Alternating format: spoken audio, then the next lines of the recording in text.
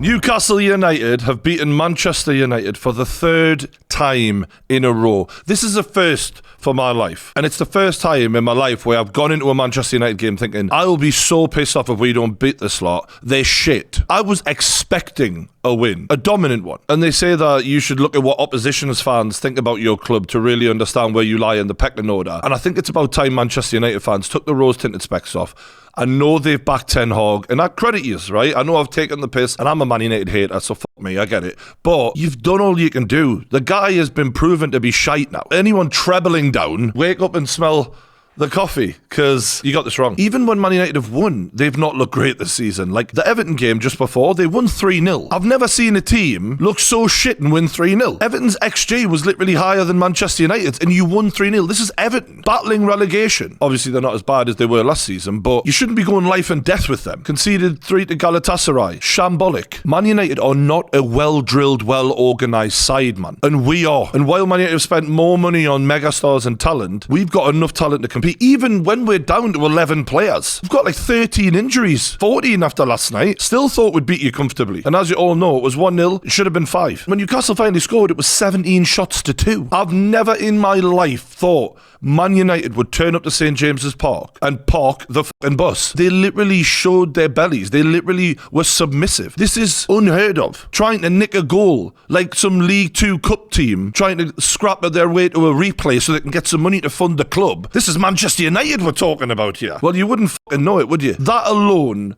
should tell every Man United fan, you're going backwards under this manager. He is not spending the money well, he is not coaching the lads well, and you can crack on all you want about the fucking Glazers, this, that and the other. The idea that this manager has not had enough of an opportunity to turn this club around is bollocks. The only reason any Man United fan out there is currently still saying Ten Hag's the man for the job is because you just can't admit you were wrong. Well, I hate to say I told you so, but I fucking told you so. I do actually kind of like it. I'm not going to lie. It's fun. Man United haven't won away against a top 8 club since September 2001 against West Ham. The scorers that day were Ronaldo and Lingard. That tells you the state of the transformation Ten Hag is bringing in right now. He fell out with Ronaldo, didn't he? Not the only one he fell out with. Varane, Sancho, David De Gea was chucked out like yesterday's news. I know for a lot of Man United fans, it's hard to accept this because last season overall was a solid campaign for a first season for him. But when you look at the investment he made, it should have been. You had a top 6 side, you piled 400 million into them. Of course, you crept up the table a few spots, but even then it wasn't even his full team. The further you get into a managerial career with a club, the more you start seeing the results of that. And we're seeing them right now, man. We've seen sprinklings of this last season. 7 goals conceded against Liverpool, 6 goals conceded against Man City. The evidence was on the wall then, and I was pointing it out,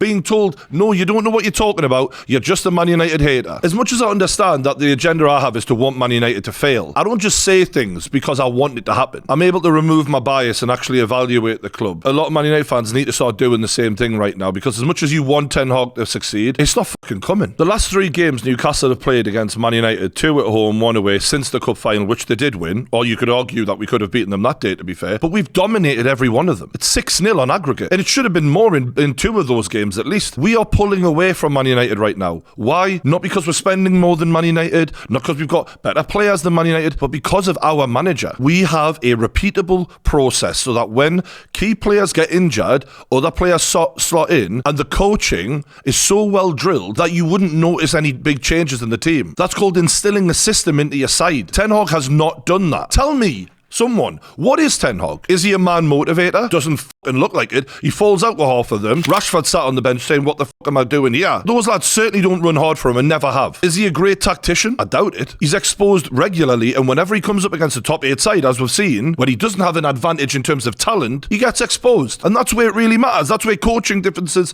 really are the difference maker at that point. Ten Hag relies on individual moments of brilliance, like he did against Burnley this season, Bruno Fernandes. So many games you watch Man United, like against Fulham, last minute job, where they look horrendous, even against lower teams in the league, but they snatch it, not because of Ten Hag, because of the brilliant ball strikers that they've got at the club. That's just money. None of that is down to Ten Hag. When Newcastle carved them open, it was easy. And you look at the transfers the blokes made. Onana, 50 million, doesn't look great. Mason Mount, 55, 60 million. He then plays McTominay instead of him. Anthony, 85 million. Biggest flop you've ever seen in your life. Shocking. Even for me, looking at your team, I'm thinking before the game, I hope Amrabat doesn't play because he's actually got a bit of metal him and it might make it harder for us to break you down. Luckily, he didn't play him. Varane, one of the most accomplished defenders in world football, plays Luke Shaw ahead of him at centre-back. Not saying Luke Shaw did badly, but what if Luke Shaw had been at full-back, where we had a lot of success down that side? You spend God knows how much, 80 million or whatever it was on Rasmus Højlund. If he was playing for Eddie Howe, I think you'd look at a completely different footballer. And yet he's still showing signs of brilliance under Ten Hag. And yet you don't play him. You play Anthony Martial. Do you know how happy I was